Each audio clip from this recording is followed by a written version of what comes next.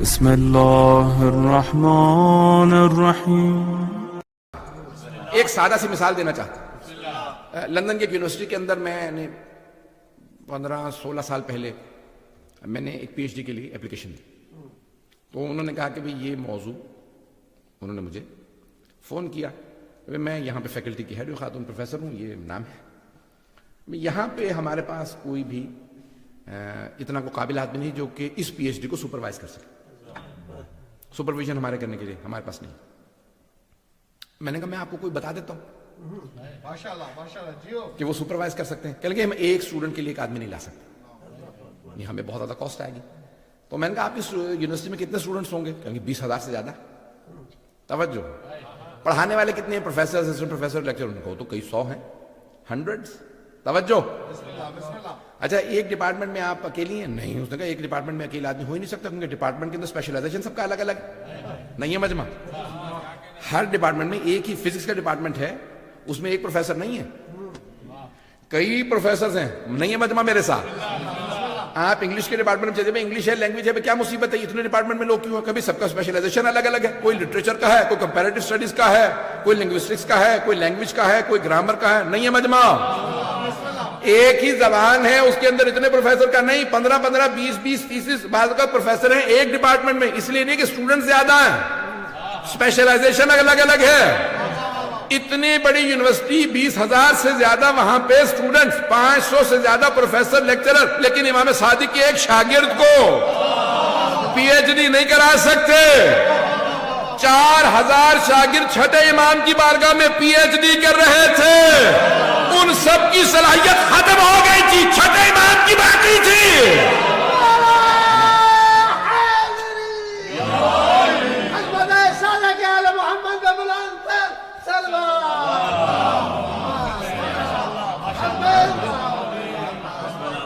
توجہ فرمائی جانے کی رہا، وہ سب کے سب پڑھ رہے تھے الگ الگ علوم، پڑھانے والے ایک، اور وہ کہہ رہے تھے کب تک یہی پڑھاتے رہیے گا، کچھ اور پڑھائیے، نہیں ہے مجمع۔ امام علیہ السلام جانے کی رہا، میں بس ایک واقعی طرف اشارہ کروں گا کہ امام علیہ السلام سے، ابھی کسی بھی امام کا ہو، کہ امام علیہ السلام سے ایک شاگرد نے کہا کہ مولا یہ آدمی آیا تھا، وہ اپنی زبان میں بات کر رہا تھا، آپ ان کے ملک گئے ہیں؟ پتہ نہیں لوگ ہیں یا نہیں۔ مولا نے کہا کیوں؟ کہا ان کی زبان اب روانی سے بول رہے تھے، نہ آپ نے انٹرپریٹر بلایا ہے، نہ پوچھا کون سی زبان ہے، یہ کہ کیسے کو بات بتایا تو صحیح کہ کس زبان میں بات کر رہا ہے، کہاں سے آیا ہے۔ تو مولا آپ نے اس کی زبان میں اسی سے روانی سے بات کی۔ امام مسکرائے، امام نے کہا ذرا کنکری دینا، اٹھائی، امام نے لعاب دہن لگایا کہ منہ میں رکھ، اس نے وہ کنکری منہ میں رکھی۔ اب سارے شاگرد دیکھ رہے ہیں کہ کیا کر رہے ہو، بہت تیزی سے 1 2 3 4 5 گن رہا، بہت تیزی سے، کیا گن رہے ہو؟ 70 تک گیا۔ کہ امام کے لعاب دہن کو میں نے اپنی زبان پہ رکھا، 70 زبانیں تو مجھے ازبر ہو گئی ہیں۔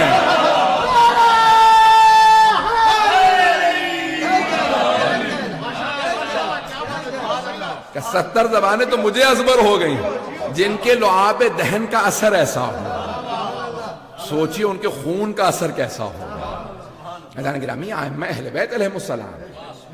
تو اذان گرامی یہ امام علیہ السلام کا بحث میں زیادہ تفصیل میں نہیں جا رہا ہوں، بس ایک دو واقعہ کی طرف اشارہ کروں گا کہ امام کے شاگرد بڑے بڑے قابل شاگرد ہیں امام علیہ السلام۔ امام کے شاگردوں میں سے ایک شاگرد کا نام، آپ نے یہ واقعہ سینکڑوں مرتبہ سنا ہوگا، مجھ سے بھی سن لیجیے۔ نام ہے ہشام ابن حکم، کوفے کے رہنے والے ہیں، شیعہ ہیں، اور بہت نوخیز سے، ابھی ان کی داڑھی بھی نہیں آئی تھی، تو یہ امام کے شاگرد تھے۔ تو امام کے پاس آئے ملنے کے لیے مدینے۔ مولا نے ایک مرتبہ کہا کہ بھئی جب گئے تو مولا بار بار دیکھ رہے ہیں کہ وہ ہشام آنے والا، وہ آنے والا۔ لوگوں کو مولا کون آنے والا؟ کبھی ابھی آنے والا۔ جیسی وہ آیا مولا نے ابا اتاری، ہشام کوڑا ہے۔ اچھا حضرت ہشام بہت زیادہ امام کے عاشق تھے، جب دیکھا مولا مجھے اتنا، وہ جیسے ہاتھوں کو چومے، پاؤں کو چومے، مولا ان کو گلے لگا رہے ہیں، میرے پاس آ کے بیٹھے۔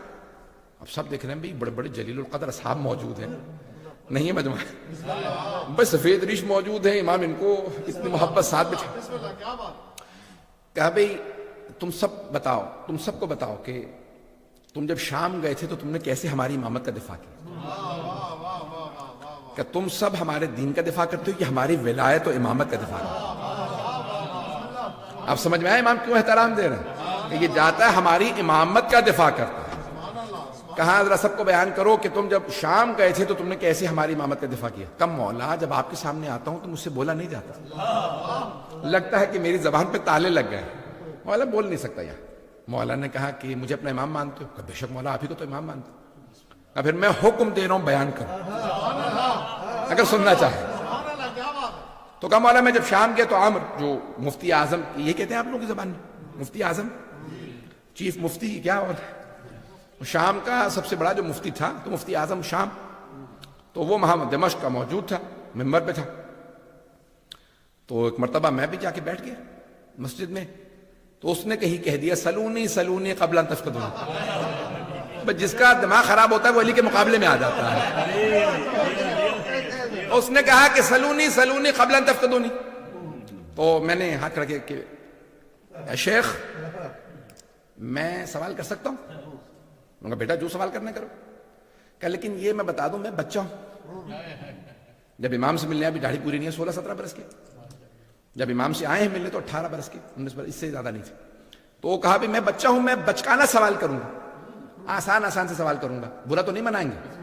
کہا نہیں جو پوچھنا ہے پوچھ لو۔ اب وہ 73 برس کے شیخ تو کہا کہ یہ بتائیے آپ کی آنکھیں ہیں؟ بہت مفتی اعظم نے غصے میں دیکھا، دیکھ بھی رہے ہو پھر سوال کر رہے؟ میں نے تو آپ سے پہلے کہا تھا میں بچہ ہوں، میں بچکانا سوال کروں گا، اگر آپ برا منا رہے ہیں تو کہہ دیجئے کہ سلونی سلونی میں نے جھوٹا کہا تھا، آپ جھوٹے ہیں کہہ دیجئے، میں بیٹھ جاتا ہوں۔ اب وہ سمجھ گیا کہ یہ بہت تیز آدمی، کہا کہ نہیں میں سلونی تو میں نے کہہ دیا ہے، جو پوچھنا پوچھو گا، بتائیے آنکھیں ہیں آپ کی؟ کہہ لیں گے ہاں آنکھیں ہیں۔ کیا کرتے ہیں آپ آنکھوں سے؟ کہا آنکھوں سے دیکھتا ہوں۔ اچھا آپ کے کان ہیں؟ کہنے کان بھی ہیں تم دیکھ رہے ہو۔ کہا بتائیے کانوں سے کیا کرتے ہیں؟ کہا کانوں سے سنتا ہوں۔ کہا آپ کے ہاتھ ہیں؟ کہا ہاں۔ کیا کرتے ہو؟ کہا محسوس کرتا ہوں۔ زبان ہے؟ کہا بول تو رہا ہوں۔ کہا نہیں زبان ہے؟ کہا ہاں ہے۔ کیا کرتے ہیں؟ بولتا ہوں چکھتا ہوں۔ ناک ہے؟ ہاں۔ کیا کرتے ہیں؟ سونگتا ہوں۔ کہا اچھا آپ کا دماغ بھی ہے؟ کہنے لگے دماغ ہے؟ تو کہنے لگے دماغ کا کام کرتا ہے؟ تو کچھ سوچنے لگا، کہ جب آنکھیں دیکھتی ہیں نا تو دماغ تصدیق کرتا، جو دیکھا وہی دیکھا، کچھ اور نہیں دیکھا۔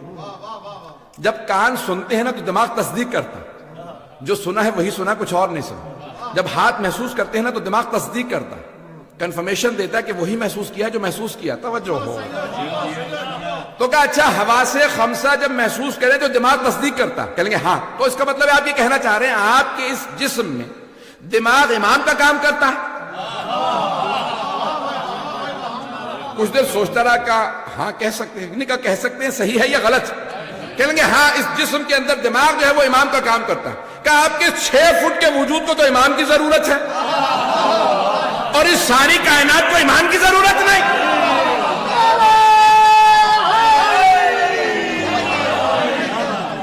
توجہ فرمائی، کہ یہ ساری کائنات کو امام کی ضرورت نہیں۔ تو کچھ دیر سوچتا رہا پھر کہا کہ کیا کہوں؟ کہا تم ہشام تو نہیں ہو؟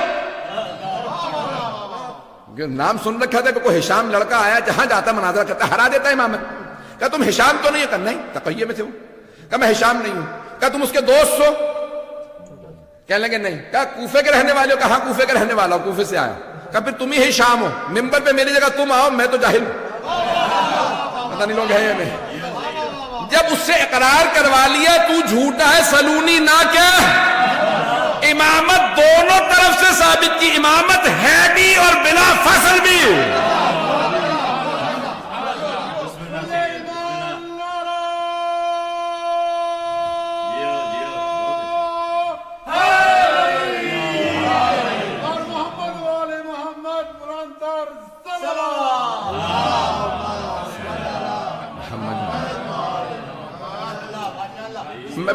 میں نے آپ سے کہا تھا واقعہ آپ نے سن رکھا ہوگا، میں اپنے اسلوب سے اپنے انداز سے سنانے کی کوشش کرتا ہوں کہ اس میں ایک چاشنی پیدا کرنے کی کوشش کرتا ہوں کہ لوگ اس کو سنیں تو اس میں سے ایک نیا پہلو کے انداز سے اس کو پیش کروں۔ عزیزان گرامی نے زحمت کو تمام کیا، تھوڑا سا تفصیل سے کیونکہ مطالبات جو ہیں باقی مجلس کے دو ہیں مصاحب کے لیے تو میں پیش کر رہا ہوں۔ عزیزان گرامی، چھٹے امام علیہ السلام کا جو دور تھا بڑا ہی ایک خوف اختناک کا، 40 منٹ سے زیادہ ہو گیا، میں 10 سے 15 منٹ لوں گا بس مصاحب کی، تھوڑا سا تو کوشش کروں گا کہ انشاءاللہ وقت کے اندر بات مکمل کر دوں۔ عزیزان گرامی، یہ جو دور تھا چھٹے امام کا کہ بنی امیہ جا رہے ہیں، بنی عباس آ رہے ہیں. امام نے اس دور سے استفادہ کیا. انہیں لڑنے دو، میں علم پھیلاتا رہوں گا. پہلے جنگیں اہل بیت ہی کے خلاف تھی. امام جانتے ہیں میرے بعد جو امام آئیں گے ان کے بھی خلاف محاذ ہوگا، تو اب میرے ہی پاس مہلت ہے، مجھے ہی فرصت مل رہی ہے. امام نے فوراً اس فرصت سے استفادہ کیا اور فقہ اہل بیت کو رائج کر دی. اسی لیے فقہ جعفری کے ساتھ ساتھ کہہ دیا کیجئے کہ ہاں ہم جعفری ہیں لیکن فقہ اہل بیت کے مانیں. قوم مقدس کے بہت بڑے عالم دین نے جملہ کہا ہے مرجع تقلید، وہ کہتے ہیں کہ اتنا لفظ اہل بیت دہراؤ، اتنا دہراؤ. کیا مانتے ہو؟ اہل بیت. سیرت نبی کہاں سے لیتے ہو؟ اہل بیت سے. سنت نبی کسے سمجھتے ہو؟ اہل بیت سے. قرآن کسے سمجھتے ہو؟ اہل بیت سے. فقہ کس کا مانتے ہو؟ اہل بیت کا. تاریخ کس کی مانتے ہو؟ اہل بیت کی. تفسیر کس کی مانتے ہو؟ اہل بیت کی. توجہ. فضائل کس کے مانتے ہو؟ اہل بیت کے. مسائل کس کے مانتے ہو؟ اہل بیت کے. کہ اتنا اہل بیت اہل بیت اہل بیت کرو کہ ہر آدمی مجرم محسوس کرے. اگر ان کے پاس اہل بیت ہے تو ہمارے پاس کیا ہے؟ ہر آدمی محسوس کرے انہی کے پاس اہل بیت ہے. عزیزان گرامی، اہل بیت اہل بیت اہل بیت اہل بیت رسول، اہل بیت محمد، آل محمد، اتنا زیادہ ورد زبان بنا لیا. عزیزان گرامی، اب امام علیہ السلام نے کیا کیا کہ اہل بیت علیہ السلام کا تعارف کروایا اور پہچان کروا دی. 148 ہجری میں امام کی شہادت ہوئی ہے. منصور دوانقی نام، عباسی خلیفہ ہے. پہلا تھا عبداللہ صفاح. صفاح کہا جاتا تھا صفاح، بہت ہی ظالم، خون بہانے والا. تو دوسرا یعنی منصور دوانقی، بہرحال تفصیل ہے لیکن میں وقت میں نہیں، یعنی تو منصور دوانقی بہت ظالم تھا. اس نے امام کو کئی مرتبہ زہر دلوانے کی کوشش کی. تو امام علیہ السلام نے کیا کیا کہ 2-3 چیزیں کی. ایک تو یہ کہ عراق گئے زیارات پہ اور ساری زیارات کے آداب بتائے، حرم بتائے، قبروں کے نشان بتائے، وہاں پہ باقاعدہ حرم کی تعمیر، تاکہ بعد میں آنے والے جب کہیں نا فقہ جعفری سے ثابت کرو تو امام کہیں میری سیرت سے ثابت. یہ لوگ جو کہیں گے نا کہ حرم گرا دو، حرم بنانا بدعت ہے، تو سارے فقہ میں ہو سکتی ہے، فقہ جعفری میں نہیں. پتہ نہیں لوگ ہیں یا نہیں. امام خود گئے. یہ زیارت وارثہ کہاں سے آئی؟ چھٹے امام علیہ السلام. حضرت صفوان نے جب سنی تو کہا مولا میں نے زیارت سنی تھی آپ سے، سن کے لکھی ہے، سنانا چاہ رہا ہوں، کہیں غلطیاں تو نہیں ہوئی. امام نے کہا سناؤ، تم نے کیا اپنے حافظے سے لکھی؟ انہوں نے سنائی. مولا نے کہا اس میں یہ غلطیاں تھی، ٹھیک کر لو. اب انہوں نے امام سے سن کے تصحیح کر کے ہمیں دی. پتہ نہیں لوگ ہیں یا نہیں. پھر کہا مولا آپ نے کربلا میں ایک زیارت پڑھی تھی، زیارت عاشورہ. مولا میں نے لکھی ہے. امام نے کہا سناؤ. پھر کہا اس کے بعد مولا آپ نے ایک دعا پڑھی تھی. امام نے کہا اس کا نام دعا القمہ. ہاں مولا یہ سناؤ. امام نے تصحیح کی. تو یہ ساری حضرت صفوان سے آئی. اب میں یقین مانیے کہ دل کر رہا کہ آدھا گھنٹہ بے شک مسائل پڑھوں، لیکن وقت نہیں. اب امام علیہ سے کہا کہ مولا آپ ہر حرم پہ گئے، نبیوں کے انبیاء کی زیارت ہے، نبیوں کی زیارت کی، امام حسین کی، کسی بھی آپ نے زری پہ، کسی بھی قبر مطہر پہ اتنا احترام نہیں کی جتنا یہاں. 40 قدم تک امام نے پشت نہیں کی، الٹے پاؤں پیچھے ہٹتے رہے. نہیں تو اکثر ہوتا 10-15 قدم بعد، 20 قدم بعد. کہا 40 قدم مولا آپ نے پشت نہیں کی. مولا یہاں کون ہے؟ کہا یہاں ہمارے جد امجد، یہاں علی بن ابی طالب علیہ السلام، یہاں ہمارے کیا. مولا میں یہاں یہ نشان لگا دوں؟ مولا نے کہا ہاں لیکن اعلان نہ کرنا، ابھی بھی میرے جد کے دشمن بہت زیادہ ہیں، خاص شیعوں کو بتانا. کہا مولا میں خاص شیعوں کو لا سکتا ہوں؟ کہا ہاں لا سکتے ہو. کہا اچھا مولا ہاں. بس وہ گئے، انہوں نے فوراً نشان لگا لیا. پھر 8ویں امام کے زمانے میں اعلان ہوا. اب چھٹے امام علیہ السلام نے پہلے کربلا گئے، سارے زیارات سب کچھ بتایا، یہاں کون کس طرح سے، یہ نشان، یہ مصائب. جب امام جاتے روتے. کا مولا کیوں رو رہے ہیں؟ کہ اس مقام پہ میرے چچا گرے تھے. اب یہ امام علیہ السلام نے مقامات بتائے تو حضرت صفوان نشان لگاتے رہتے. اچھا مولا یہاں کیا ہوتا؟ کہ یہاں خیموں کے نشان تھے، اب تو جلا دیے گئے تھے نا، خیمے تو آگ لگ گئی تھی. مولا نے کہا یہاں میری پھپھیوں کے خیمے تھے. بس ایک مرتبہ کسی نے سوال کیا کہ مولا اس مقام پہ کیوں رو رہے ہیں؟ کہا میرے جد کا ایک چھوٹا سا بچہ تھا، اسے ہرملہ نے تیر مارا تھا. امام نے بڑی تفصیل سے ہر ایک مسائل بتائے. تو حضرت صفوان روتے بھی، امام کو دیکھتے روتے ہیں. اور پھر کہا کہ مولا ایک مرتبہ جب مولا واپس آ گئے، مدینے آئے، تو منصور دوانقی ملعون نے ایک رات امام کے گھر کو آگ لگوا دی. اب آپ سوچیں کہ کس امام پہ کتنے کتنے ظلم ہوئے. رات کا وقت تھا, امام گھر میں سو رہے تھے, امام کی بیٹیاں بھی اسی گھر میں تھیں. رات کے وقت امام کے گھر کو آگ لگوا دی. بس گھر کو آگ لگنا تھی, امام فوراً صحن میں آگے, خادم فوراً پانی ڈالنے لگے, آگ بجھا رہے تھے. امام نے نہ جانے کیا دیکھا, دیوار سے ٹیک لگا کے بیٹھ گئے اور زار و قطار رونے لگے. جب امام کو روتا دیکھا تو ایک خادم نے پوچھا, مولا نہ آگ بجھانے میں آپ مدد کر رہے ہیں, نہ گھر سے باہر جا رہے ہیں, صحن میں بیٹھ کے روتے چلے جا رہے ہیں, مولا کیا بات ہے؟ کہا مجھے شام غریبہ یاد آ گئی. مجھے شام غریبہ یاد آ گئی. مولا کیوں شام غریبہ یاد آ گئی؟ کہا دیکھ رہے ہو میری بیٹیاں دیکھ رہی ہیں میں صحیح سالم, مجھے چوٹ نہیں لگی, لیکن میری بیٹیاں کبھی مشرق سے مغرب میں دوڑتی ہیں, کبھی مغرب سے مشرق میں دوڑتی ہیں. لیکن جب میرے جد حسین مارے گئے تھے, میرے دادا سجاد چٹائی پہ پڑے تھے, کبھی اس خیمے سے بیویاں اس خیمے میں, میری پھپھیاں خیموں سے خیمے بدلتی تھی. اجرکم اللہ, اجرکم اللہ. امام علیہ السلام اتنا مولا عرصہ گزر گیا, مولا 50 برس سے زیادہ عرصہ گزر گیا, 60 برس ہو گئے, آپ پھر بھی شام غریبہ یاد کر رہے ہیں. مولا شام غریبہ نہیں بھلا سکے. سنیں گے ذرا چند جملے سن لیجیے, اس سے پہلے مولا کی پوری شہادت پڑھوں, 2 جملے اور سن لیجیے. امام کے گھر میں مجلس ہو رہی تھی. آپ جانتے ہیں یہ لفظ مجلس, یہ بڑا آسان ہے, آج آپ مجلس برپا کر لیتے ہیں کہ آپ کو کوئی روکتا نہیں ہے. پرانے زمانے میں مجلسوں پہ پابندیاں تھیں, حتیٰ مدینے میں مجلس پہ پابندی تھی. بنی عباس کا دور تھا تو چھٹے امام کے گھر میں مجلس ہو رہی. ایک آدمی آیا, کہا مولا کیا بات ہے, اتنا افسردہ آپ کو کبھی نہیں دیکھا, اتنا مولا آنکھوں میں آنسو ہے. مولا نے کہا تمہیں نہیں معلوم؟ وہ مولا کے ننیحال سے دور کے رشتہ دار تھے. مولا نے کہا تمہیں نہیں معلوم؟ کہا نہیں مولا. کہا کہ تمہیں نہیں پتا یہ ایام محرم کے ایام ہیں, عاشورہ آ گیا ہے, ہم عاشورہ کی وجہ سے رو رہے ہیں. ایک مرتبہ کہا مولا حکومت اعلان نہیں کرتی, کبھی بتاتی نہیں ہے, ہمارے ذہن میں نہیں تھا. تو ایک مرتبہ مولا نے ان کو دیکھنے کے بعد کہا تمہارے والد شعر کہا کرتے تھے, مرثیہ بھی آپ پڑھتے ہیں نا, نوحہ پڑھیں گے, یہ شعر کی شکل میں ہوتے ہیں. تو کہا کہ مرثیہ کہا کرتے تھے تمہارے والد, تم بھی مرثیہ کہتے ہو؟ کہا. کہا میرے جد حسین کی شان میں کوئی مرثیہ کہا ہے؟ کہا مولا میں نے کہا. کہا سناؤ میں رونا چاہتا ہوں. اب وہ جب سنانے لگا مولا نے کہا رک جاؤ, ابھی نہیں. ایک خادم کو بلا کر ادھر آؤ, ذرا یہاں چادر کھینچ دو, یہاں چادر کھینچ دو. اس نے چادر لگا دی. پھر ایک خادمہ سے آواز دے کے کہا ذرا میری ماں سے کہو مجلس ہونے والی ہے. امام صادق کی والدہ حضرت ام فروا بنت قاسم ابن محمد ابن, ایک مرتبہ کہا میری ماں سے کہو مجلس ہونے والی ہے, میری بہنوں سے کہو مجلس ہونے والی ہے, میری بیٹیوں سے, میری زوجہ سب سے کہو مجلس. خادم آ گئی مجلس ہونے والی ہے. ایک مرتبہ امام نے کہا اب مجلس شروع کر دے, میری ماں آ گئی. امام کی والدہ گرامی, امام کی زوجہ, امام کی بہنیں, امام کی بیٹیاں سب آ کے بیٹھ گئے. تو اب عزیزان گرامی جب مجلس پردے کے پیچھے ہو رہی ہو نا تو بعض اوقات خواتین کی آواز آنے لگتی ہے. امام کی والدہ بہت بزرگ تھی, جب انہوں نے مولا حسین کا نام سنا نا اونچی اونچی رونے لگے, واہ حسین واہ حسین ہائے حسین, بلند آواز سے رونے لگی. اچھا وہ مرثیہ پڑھنے والا امام کی والدہ کے خاندان سے تھا.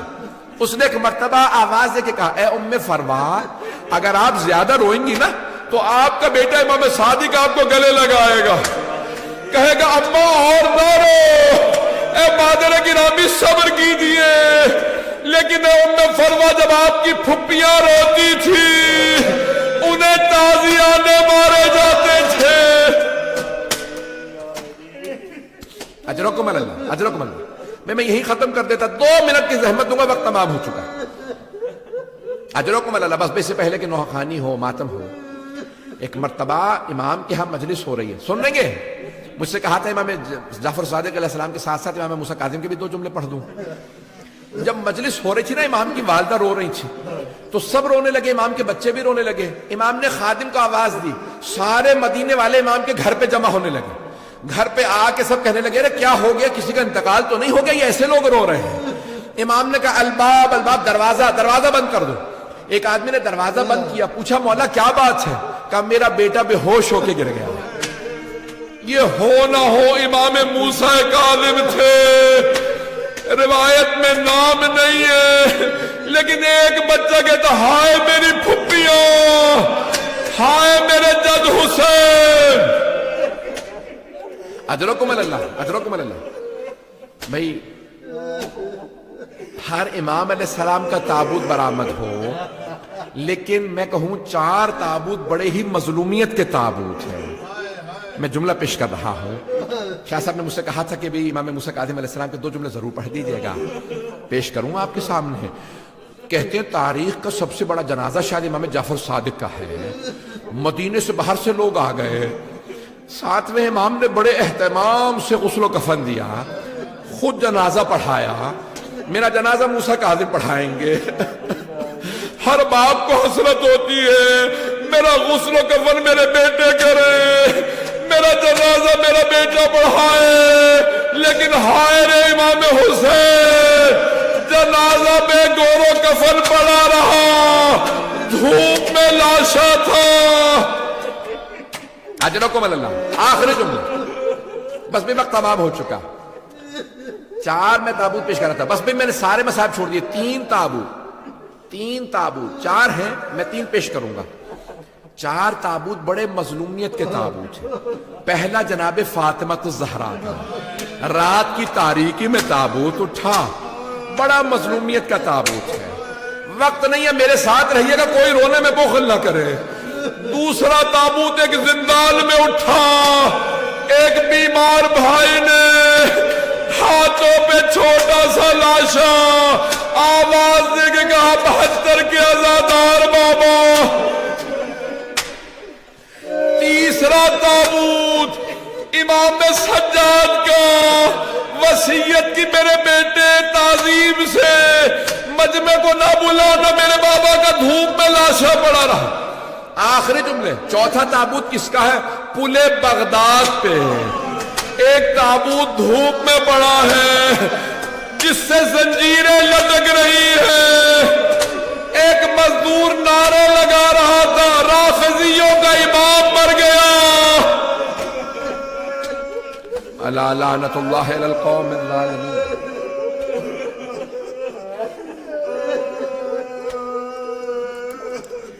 وَسَيَعْلَمُ الَّذِينَ ظَلَمُوا أَيَّ مُنْقَلِبٍ يَنْقَلِبُونَ